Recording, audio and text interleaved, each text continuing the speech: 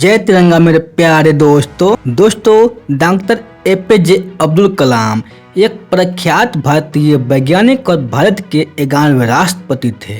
उन्होंने देश के कुछ सबसे महत्वपूर्ण संगठनों DRDO और इसरो में कार्य किया। उन्होंने वर्ष 1998 के पोखरण द्वितीय परमाणु परीक्षण में भी महत्वपूर्ण भूमिका निभाई।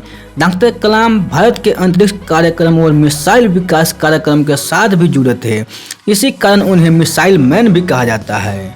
वर्ष 2002 में कलाम भारत के राष्ट्रपति चुने गए और 5 वर्ष की अवधि की सेवा के बाद वह शिक्षण, लेखन और सार्वजनिक सेवा में लौट आए। उन्हें भारत के सर्वोच्च नागरिक सम्मान भारत रत्न सहित कई प्रतिष्ठित पुरस्कारों से सम्मानित किया गया। प्रारंभिक जीवन।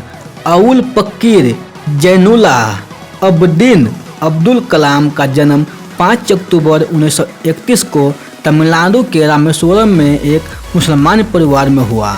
उनके पिता जैनुल अबिदीन एक नाविक थे और उनकी माता असी अम्मा एक गृहिणी थी। उनके परिवार की आर्थिक स्थिति ठीक नहीं थे, इसलिए उन्हें छोटी उम्र से ही काम करना पड़ा। अपने पिता की आर्थिक मदद के लिए बालक कलाम स्कूल के बाद समाचार पत्र वितरित का कार्य करते थे। अपने स्कूल के दिनों में कलाम पढ़ाई लिखाई में सामान्य थे, पर नई चीज़ सीखने के लिए हमेशा तत्पर और तैयार रहते थे। उनके अंदर सीखने की भी भूख थी और वो पढ़ाई पर घंटों ध्यान देते थे।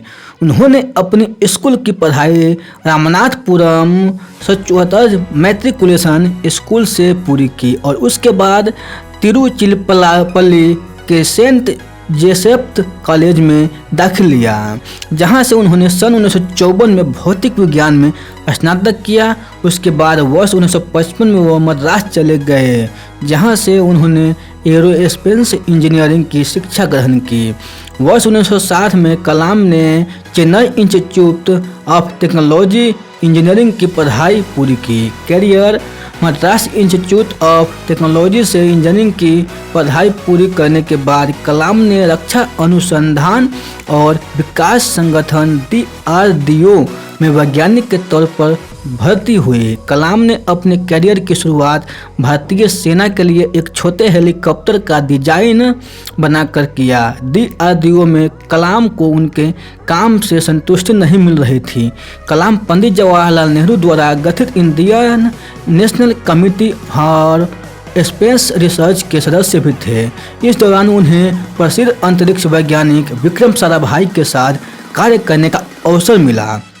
वर्ष 1969 में उनका स्थानांतरण भारतीय अंतरिक्ष अनुसंधान संगठन इसरो में हुआ है। यहाँ वे भारत के सैटेलाइट लॉन्च व्हीकल परियोजना के निदेशक के तौर पर नियुक्त किए गए थे।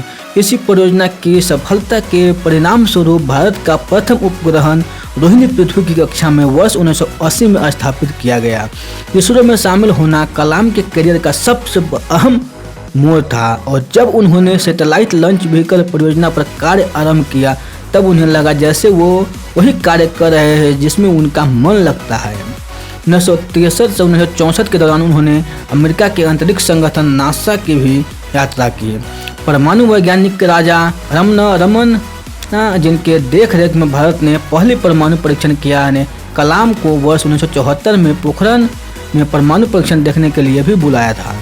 70 और 80 के दशक में अपने कार्यों और सफलताओं से डॉक्टर कलाम भारत में बहुत प्रसिद्ध हो गए और देश के सबसे बड़े वैज्ञानिकों में उनका नाम गिना जाने लगा। उनकी ख्याति इतनी बढ़ गई थी कि तत्कालीन प्रधानमंत्री इंदिरा गांधी ने अपने कैबिनेट के मंजूरी के बिना ही उन्हें कुछ गुप्त परियोजनाओं पर कार्य करने की अनुमति दी थी। भारत सरकार ने महत्वाकांक्षी integrated guided missile development programme का प्रारंभ डॉक्टर कलाम के देखरेख में किया।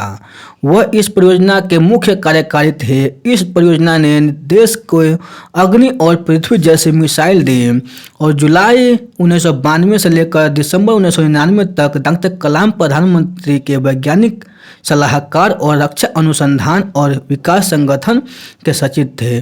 भारत ने अपना दूसरा परमाणु परीक्षण इसी दौरान किया था, जिन्होंने इसमें एक महत्वपूर्ण भूमिका निभाई थी और चिदम्बरम के साथ साथ डॉक्टर कलाम इस परियोजना के समन्वयक थे। इस दौरान मिले मीडिया कवरेज ने उन्हें देश का सबसे बड़ा परमाणु वैज्ञानिक बना दिया।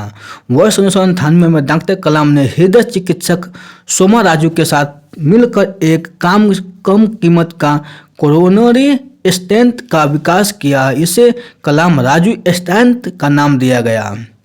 भारत की राष्ट्रपति एक रक्षा वैज्ञानिक के तौर पर उनकी उपलब्धि और प्रसिद्धि के मैनेजर एनडीए की गठबंधन सरकार ने उन्हें वर्ष 2002 में राष्ट्रपति पद का उम्मीदवार बनाया। उन्होंने अपने प्रतिद्वंदी लक्ष्मी सहगल को भारी अंतर से पराजित किया और 25 जुलाई 2002 को भारत के 11वें राष्ट्रपति के रूप में शपथ लिया। डॉक्टर कलाम देश के ऐसे तीसरे राष्ट्रपति थे जिन्हें राष्ट्रपति बनने से पहले ही भारत रत्न ने नवाजा जा चुका था। इससे पहले डॉक्टर राधाकृष्ण और डॉक्टर जाकिर हुसैन को राष्ट्रपति बनने से पहले भारत रत्न से सम्मानित किया जा चुका था। उनके कार्यकाल के दौरान उन्हें जनता का राष्ट्रपति कहा गया। अपने कार्यकाल की समाप्ति पर उन्होंने दूसरे कार्यकाल की भी इच्छा जताई, पर राजनीतिक पार्टियों में एक राय की कमी होने के कारण उन्होंने ये विचार त्याग दिया। 12वीं राष्ट्रपति प्रतिभा पाटिल के कार्यकाल के समाप्ति के समय एक बार फिर उनका नाम अगले संभावित राष्ट्रपति के रूप में चर्चा में था, परंतु आम सहमति नहीं होने के कारण उन्होंने अपनी उम्मीदवारों के विचार त्याग दिया। राष्ट्रपति पद के सेवा मुक्त होने के बाद राष्ट्रपति पद से सेवा मुक्त होने के बाद डॉक्टर कलाम शिक्षण, लेखन, मार्गदर्शन और शोध जैसे कार्यों में व्यस्त हो रहे। भारतीय प्रबंधन संस्थान शिलांग, भारतीय प्रबंधन संस्थान अहमदाबाद, भारतीय प्रबंधन संस्थान इंदौर जैसे संस्थानों से विजिटिंग प्रोफेसर के तौर पर जुड़े रहे। इसके अलावा वह भारतीय विज्ञान संस्थान बेंगलोर के fellow, Indian institute of space science and technology Thiruvananthapuram के चांसलर, अन्ना यूनिवर्सिटी चेन्नई में एरोस्पेस इंजीनियरिंग के प्रोफेसर भी रहे। उन्होंने आईआईटी हैदराबाद, बनारस हिंदू यूनिवर्सिटी और अन्ना यूनिवर्सिटी में सूचना प्रौद्योगिकी भी पढ़ाया। कलाम हमेशा से देश के युवाओं और उनके भविष्य को बेहतर बनाने के बारे में बात करते थे। इसी संबंध में उन्होंने देश के युवाओं के लिए व्हाट कैन आई गिव पहल की शुरुआत की, जिसका उद्देश्य भ्रष्टाचार का सफाया है। देश के युवाओं में उनकी लोकप्रियता को देखते हुए उन्हें 2 बार 2003 और 2004 MTV youth icon of the year award के लिए मनोनीत भी किया गया था।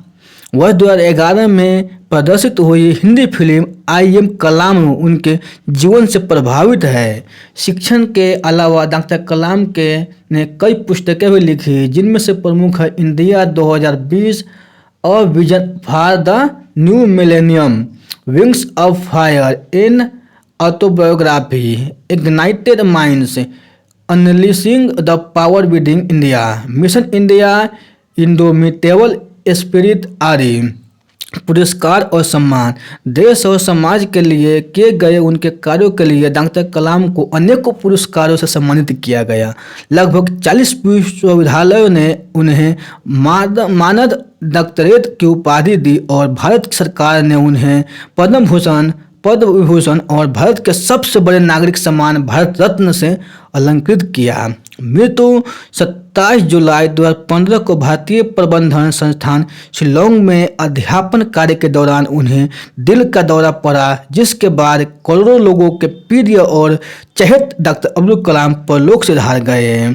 दोस्तों, अगर वीडियो अच्छा लगे तो अपने दोस्तों के साथ शेयर कीजिए और फिर मिलते हैं अगले वीडियो में। तब तक आप खुश रहिए, सुरक्षित रहिए और अपने सेहत को अच्छी तरह से ध्यान रखिए। धन्यवाद।